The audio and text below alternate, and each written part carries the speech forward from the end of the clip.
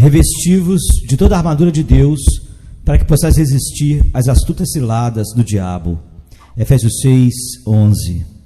Uma estratégia sutil de Satanás para levar o cristão a pecar é persuadi-lo de que o arrependimento é uma coisa fácil e que, portanto, a alma não precisa se preocupar com o pecado. Por quê? Suponha que você cometa o pecado, diz Satanás. Não é tão difícil voltar e confessar e ficar triste, e implorar perdão e clamar: Senhor, tem misericórdia de mim. E se você fizer apenas isso, Deus perdoará sua dívida, perdoará seus pecados e salvará suas almas. Por meio desse artifício, Satanás atrai muitas almas ao pecado e torna muitos milhões de almas servos do pecado, ou melhor, escravos do pecado. O primeiro remédio é considerar seriamente que o arrependimento é uma obra poderosa, uma obra difícil, uma obra que está acima de nosso poder, uma obra que está acima do homem natural. Não há poder abaixo daquele que ressuscitou Cristo dos mortos e que fez o mundo, que possa partir o coração de um pecador ou transformar o coração de um pecador. Você é tão capaz de derreter uma montanha inflexível quanto de derreter seu próprio coração, para transformar uma pederneira em carne, como para voltar seu próprio coração ao Senhor, de ressuscitar os mortos e fazer um mundo, do que fazer seu próprio coração ficar enternecido verdadeiramente e se arrepender. O arrependimento é uma flor que não cresce no jardim da natureza humana. Pode o etíope mudar sua pele, ou o leopardo suas manchas? Nem pode você fazer o bem, você que está escravizado pelo mal, como diz Jeremias 13, 23. O arrependimento é um dom que vem do alto. Os homens não nascem com arrependimento no coração, como nascem com a língua na boca, como está em Atos 5, 31. Deus o exaltou com a sua mão direita para ser príncipe e salvador, para conceder arrependimento. Aqueles que se opõem a ele deve instruir gentilmente, na esperança de que Deus lhes conceda o arrependimento, levando-os ao conhecimento da verdade, e que eles voltem a si e escapem da armadilha do diabo que os levou cativos para fazer a sua vontade. 2 Timóteo 2, 25 a 26. Nenhum mortal tem o poder de se arrepender à sua própria vontade e à hora que quer, e se arrepender verdadeiramente. Algumas almas iludidas e ignorantes presumem em vão que essas 5 palavras, Senhor, tem misericórdia de mim, são eficazes para enviá-los para o céu. Mas como muitos ficam quebrados ao comprar uma joia falsificada, muitos estão no inferno por engano do seu arrependimento. Muitos descansam em seu arrependimento, o que levou a dizer: o arrependimento condena mais do que o pecado. Foi uma vaidade vã do rei Ciro que fez com que fosse escrito em sua lápide: eu posso fazer todas as coisas. Paulo também podia, mas foi por meio de Cristo que o fortaleceu. Solução número 2. O segundo remédio contra esse ardil de Satanás é considerar solenemente a natureza do verdadeiro arrependimento. O arrependimento é outra coisa diferente do que os homens vaidosos concebem em suas mentes. A palavra hebraica para arrependimento significa retornar, implicando um retrocesso do que o homem fez. Denota uma mudança ou conversão de uma coisa para outra, do pecado para Deus. Os gregos têm 2 palavras pelas quais expressam a natureza do arrependimento. Uma significa ser cuidadoso, ansioso, solícito, depois que uma coisa é feita. A outra denota sabedoria posterior, a recuperação da sabedoria pela mente ou o crescimento mais sábio após nossa tolice. O verdadeiro arrependimento é uma mudança completa, tanto da mente, quanto da vida, quanto das afeições. O arrependimento pelo pecado não vale nada sem o arrependimento do pecado. Se você se arrepender com uma contradição, diz Tertuliano, Deus irá perdoá-lo, entre aspas, com uma contradição. Você não está sendo aceito por ele, pelo seu falso arrependimento. Se você se arrepender e ainda continuar em seu pecado, Deus irá perdoá-lo só na sua mente, mas ainda assim mandá-lo para o inferno, diz Tertuliano. Há um perdão com uma contradição. A bondade meramente negativa não serve a ninguém para salvá-lo do machado. O arrependimento é, às vezes, considerado, em um sentido mais estrito e estreito, como tristeza segundo Deus. Às vezes, o arrependimento é tomado em um sentido amplo, como emenda de vida. O arrependimento contém três coisas, a saber, o ato, o assunto e os termos. O ato formal de arrependimento é uma mudança e conversão. Frequentemente é apresentado nas Escrituras por mudança. Transforma-me e serei transformado, diz Efraim. Depois que fui transformado, arrependi-me, diz ele, em Jeremias 31, 18 e 19. É uma mudança das trevas para a luz. O assunto alterado e convertido é o homem inteiro. É o coração e a vida do pecador. Primeiro seu coração, depois sua vida. Primeiro sua pessoa, depois sua prática e estilo de vida. Lave-se, fique limpo. É a mudança da sua pessoa. Afaste a maldade de suas ações de diante dos meus olhos. Cesse de fazer o mal, aprenda a fazer o bem. Isaías 1, 16, 17. Há a mudança de suas práticas. Jogue fora, diz Ezequiel, todas as suas transgressões com as quais você transgrediu. Há a mudança da vida e fazer de você um novo coração e um novo espírito, como está em Ezequiel 18, 31. Há a mudança do coração. Os termos desta mudança e conversão, a partir dos quais e para os quais o coração e a vida devem ser mudados do pecado para Deus. O coração deve mudar do estado e poder do pecado à vida dos atos do pecado, mas ambos para Deus, para uma afeição profunda a Deus. O coração pode estar sob seu poder em um estado de graça, a vida para estar sob o seu domínio em toda nova obediência. E então o apóstolo fala, para lhes abrir os olhos e convertê-los das trevas à luz e do poder de Satanás a Deus. Atos 26, 18. Assim o profeta Isaías diz, deixe o ímpio o seu caminho e o homem justo os seus pensamentos e volte para o Senhor. Em Isaías 55, 7. Assim é a natureza do arrependimento evangélico.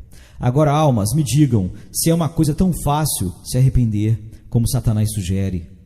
Além do que foi falado, desejo que você note que o arrependimento inclui abandonar o pecado mais querido. Efraim dirá, o que mais tenho eu a fazer com os ídolos? Oséias 14, 8. Sim, é uma mudança de todo o pecado para Deus, como está em Ezequiel 18, 30. Portanto, eu vos julgarei, ó casa de Israel, e cada um segundo os seus caminhos, diz o Senhor Deus. Arrependam-se e abandonem suas transgressões, então a iniquidade não será a sua ruína. Herodes se afastou de muitos pecados, mas não se afastou da sua Herodias, que foi a sua ruína. Judas se desviou de toda a maldade visível, mas ele não expulsou aquele demônio dourado da cobiça e, portanto, foi lançado no lugar mais quente do inferno.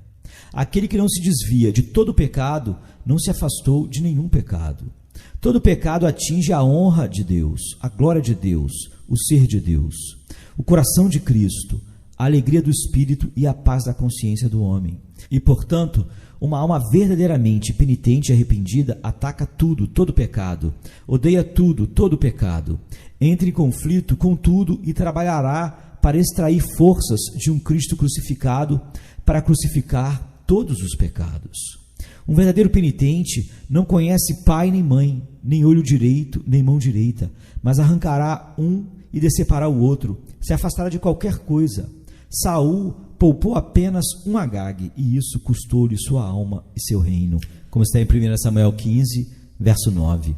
Além disso, o arrependimento não é apenas abandonar todos os pecados, mas também abraçar todo o bem, ao amor de todo o bem, à valorização de todo o bem e ao seguimento de todo o bem. Ezequiel 18, 21 diz, mas se o ímpio se converter de todos os seus pecados que cometeu e guardar todos os meus estatutos e fazer o que é lícito e justo, ele certamente viverá, ele não morrerá. Ou seja, mera justiça negativa e santidade não é verdadeira justiça nem verdadeira santidade. O mau servo não usou o seu único talento na devassidão, como está em Mateus 25, 18. Ele simplesmente não fez nada com aquilo. Esses réprobos de Mateus 25, 41, 45 não roubaram os santos, mas simplesmente não fizeram o que deviam fazer. Por isso, eles devem perecer eternamente. Davi cumpriu toda a vontade de Deus e respeitou todos os seus mandamentos, assim como Zacarias e Isabel. Ou seja, não é suficiente que a árvore não dê frutos ruins, mas deve produzir bons frutos. Do contrário, deve ser cortada e lançada no fogo, como está em Lucas 13, 7. Portanto, não é suficiente que você não seja assim tão perverso, mas você deve ser assim, gracioso e cheio de amor para com Deus. Do contrário, a justiça divina porá o machado da vingança divina na raiz de sua alma e o eliminará para sempre. O machado já está posto na raiz das árvores, e toda árvore que não der bons frutos será cortada e lançada no fogo, como está em Mateus 3,10. Não basta não produzir frutos ruins. Além disso, o arrependimento inclui uma sensibilidade da pecaminosidade do pecado. Quão oposto e contrário o pecado é para com Deus bendito. Deus é luz, o pecado é trevas. Deus é vida, o pecado é morte. Deus é o céu, o pecado é o inferno. Deus é a beleza, o pecado é a deformidade. Também, o verdadeiro arrependimento inclui uma sensibilidade da destrutividade do pecado, como expulsou anjos do céu e Adão do paraíso, como colocou a primeira pedra angular no inferno e trouxe todas as maldições, cruzes e misérias que existem no mundo, e como torna os homens sujeitos a toda a ira temporal, espiritual e eterna, como tornou os homens sem Deus, sem Cristo, sem esperança e sem céu. Além disso, o verdadeiro arrependimento inclui tristeza pelo pecado e contrição de coração. Parte o coração com suspiros, soluços e gemidos, que pelo pecado um Deus e Pai amoroso é ofendido, um bendito Salvador crucificado novamente, e o doce Consolador, o Espírito entristecido. Novamente, o arrependimento inclui não apenas aversão ao pecado, mas também aversão a nós mesmos pelo pecado. Como um homem não só odeia o veneno, mas ele odeia o próprio prato ou vasilha que tem o cheiro do veneno. Assim, um verdadeiro penitente não só odeia seu pecado, mas ele odeia a si mesmo, o vaso que cheira a ele. Então Ezequiel 20, 43 diz: "E ali te lembrareis dos seus caminhos e de todas as tuas obras, com que te contaminastes, e vocês terão nojo de si mesmos por todos os males que cometeram." O verdadeiro arrependimento trabalhará seu coração não apenas para detestar seus pecados, mas para odiar a si mesmo como aqueles que os cometeu. O verdadeiro arrependimento é uma tristeza pelo pecado, pois é uma ofensa a Deus e contra Deus. O arrependimento vem de Deus e leva o homem para Deus, como aconteceu com a igreja nos cânticos e com o filho pródigo. Mais uma vez, o verdadeiro arrependimento não só faz com que o homem tenha nojo de si mesmo por seus pecados, mas também o deixa envergonhado de seus pecados. Que fruto você teve naquelas coisas de que agora se envergonha? Diz o apóstolo Paulo em Romanos 6, 21. Assim, Ezequiel diz: "E ficarás envergonhado, e nunca mais abrirás a tua boca, por causa da tua vergonha, quando eu estiver pacificado para contigo por tudo que tens feito, diz o Senhor Deus." Capítulo 16, verso 63. Quando uma alma penitente vê seus pecados perdoados, a ira de Deus pacificada, a justiça divina satisfeita, então ela se senta e enrubesce, como alguém envergonhado. Quanto mais Deus está descontente com a escuridão do pecado, mais ele se agrada com o rubor do pecador, diz Bernardo de Claraval. Aqueles que não queimam agora em zelo contra o pecado, devem em breve queimar no inferno pelo pecado. Sim, o verdadeiro arrependimento faz com que o homem negue seu eu pecaminoso e ande contrário a ele, para se vingar do pecado, como você pode ver em Paulo, o carcereiro, Maria Madalena e Manassés. Isso o apóstolo mostra em 2 Coríntios 7, 10 e 11. A tristeza segundo Deus traz arrependimento que leva à salvação e não deixa arrependimento, mas a tristeza mundana traz a morte. Vejam o que esta tristeza piedosa produziu em vocês, diz Paulo: que fervor, que ânsia de se purificar, que indignação, que alarme, que anseio, que preocupação, que disposição para ver a justiça ser feita. Em todos os pontos, vocês provaram ser inocente neste assunto. Agora, almas, juntem todas essas coisas e me digam se seria tão fácil arrepender-se como Satanás faria a alma acreditar a hora que quiser. E estou confiante de que seu coração responderá que é tão difícil se arrepender quanto é fazer um mundo ou ressuscitar os mortos. Devo concluir este segundo remédio com uma palavra digna de um precioso homem santo. Arrependimento, diz ele, tira-nos completamente todas as vestes do velho Adão e não deixa nem mesmo uma camisa para trás. Neste edifício podre, não deixe pedra sobre pedra. Assim como o dilúvio afogou os próprios amigos e servos de Noé, o dilúvio de lágrimas de arrependimento deve afogar nossos mais doces queridos pecados. O terceiro remédio contra este ardil de Satanás é considerar seriamente que o arrependimento é um ato contínuo. A palavra arrepender-se implica na continuação disso. Anselmo de Canterbury confessa que toda a sua vida foi condenável pelo pecado cometido ou inútil para o bem omitido. E finalmente ele conclui: o que resta então, mas em toda a nossa vida, para lamentar e lamentar os pecados de toda a nossa vida. O verdadeiro arrependimento inclina o coração do homem a cumprir sempre os estatutos de Deus até o fim. Um verdadeiro penitente deve prosseguir de fé em fé, de glória em glória, de força em força. Ele nunca deve ficar parado nem voltar atrás.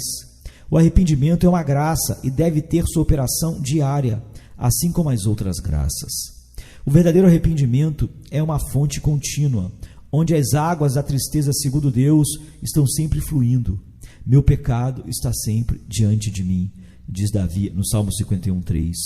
Um verdadeiro penitente muitas vezes volta seus olhos para os dias da sua antiga vaidade, e isso o faz de manhã e à noite regar seu leito com suas lágrimas. Não te lembres dos pecados da minha juventude, diz um bendito penitente. E eu já fui um blasfemador, um perseguidor e um homem violento, diz outro penitente na Bíblia. O arrependimento é um ato contínuo de mudança, um arrependimento do qual nunca se arrependerá, uma transformação para nunca mais voltar à tolice. Um verdadeiro penitente sempre tem algo dentro de si de que se afastar. Ele nunca pode se aproximar o suficiente de Deus, não tão perto dele como antes, e portanto, ele ainda está girando e girando para se aproximar cada vez mais daquele que é seu bem principal e sua única felicidade, máximo, ótimo, deleite, sem fim e maior.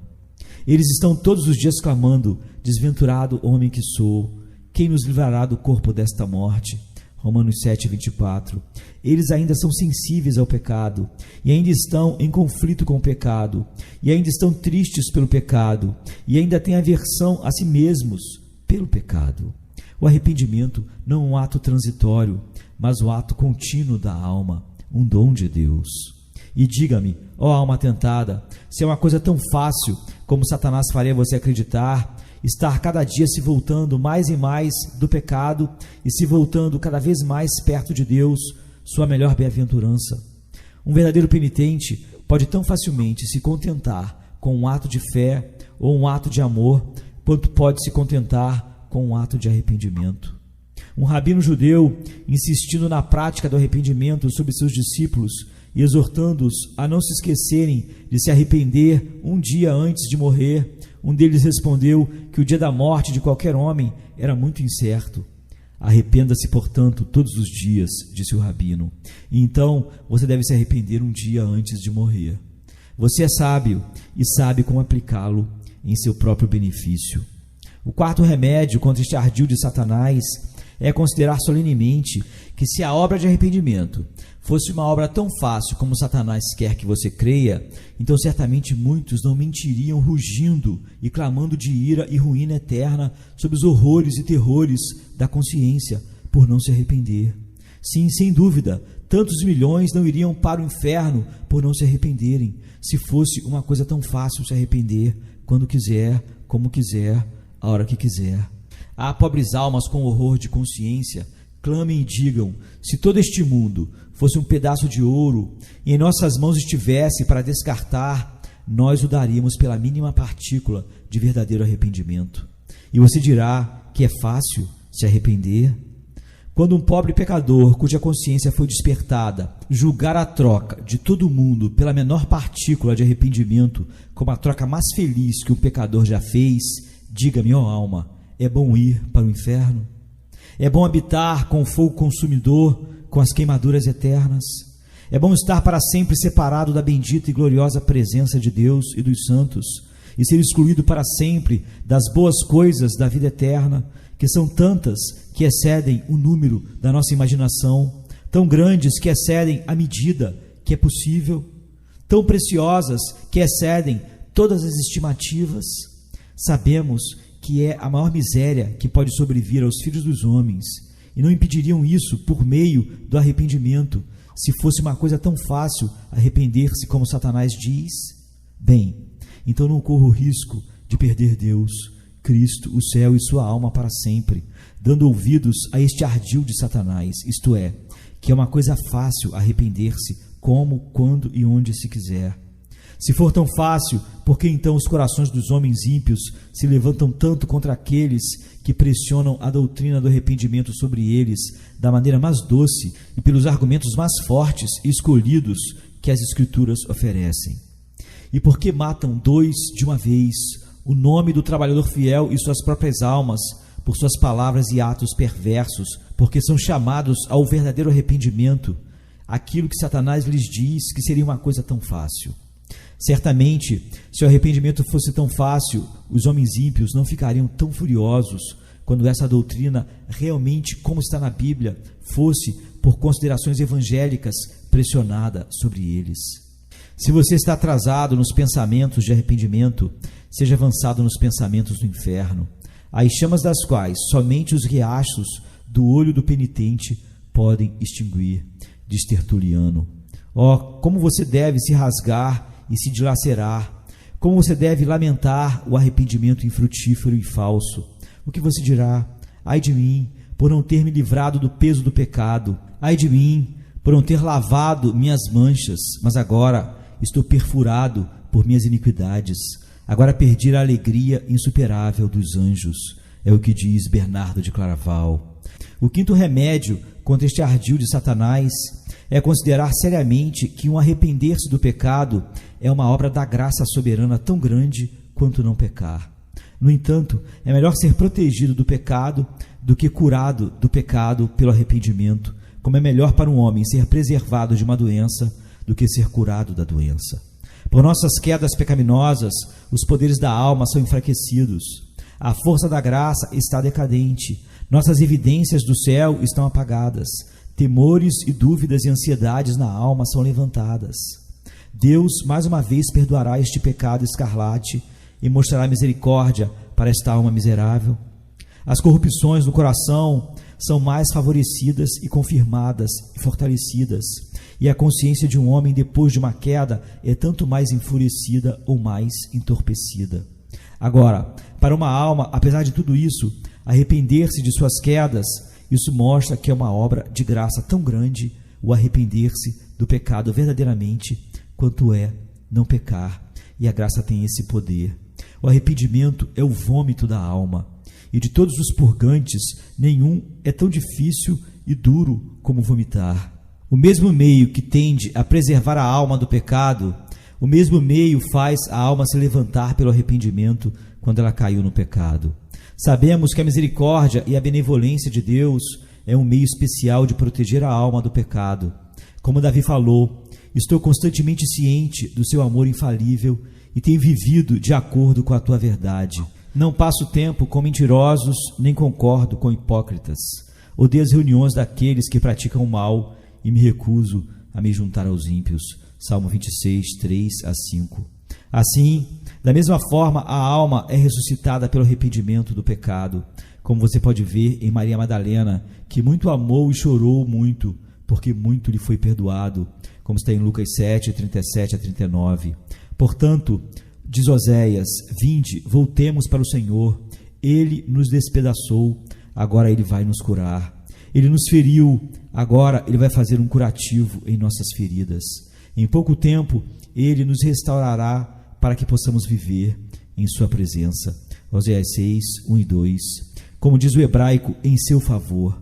A confiança na misericórdia e no amor de Deus, de que Ele os curaria e sararia suas feridas e reavivaria seus espíritos abatidos e os faria viver em seu favor, foi o que fez com que seus corações se arrependessem e retornassem a Ele.